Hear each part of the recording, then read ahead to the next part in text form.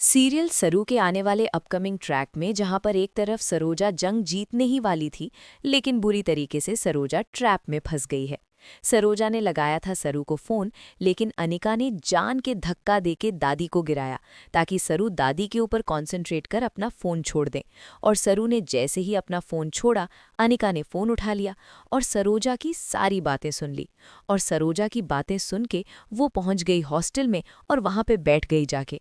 अब सरोजा ने पूरा सच जो उगला है वो अनिका ने और कामिनी ने सुन लिया है।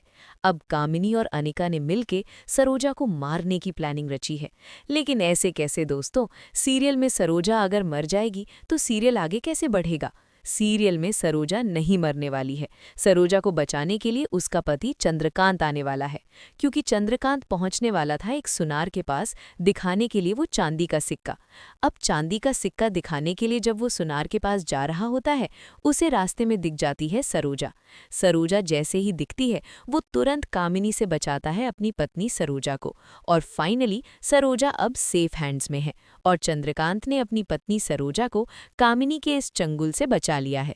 आने वाला अपकमिंग ट्रैक होगा बहुत ही ज्यादा एक्साइटिंग, क्योंकि जैसे ही सरोजा चंद्रकांत एक होंगे तो कामिनी को पुलिस पकड़ कर ले जाएगी और चंद्रकांत सरोजा को बजाज मैंशन में ले आएगा।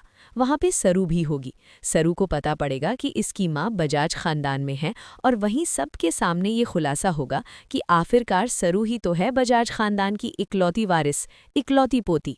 और जो ये चंदा बन रही थी, एक्टिंग कर रही थी और दादी सा को इतना इम्प्रेस कर रही थी, ये महज एक बेवकूफ़ी है, महज एक झूठा खेल है। और ये बहुत जल्द ही समाप्त होने वाला है। जहाँ पे तारा इतनी अकड़ रही थी और पंडित जी से कह रही थी कि नहीं, ये लड़की मेरी कोई बहू नहीं है, अब खुद ही नाक रगड़ती हुई सरू के पास आएगी जब सरू का असली सच उसे पता पड़ेगा।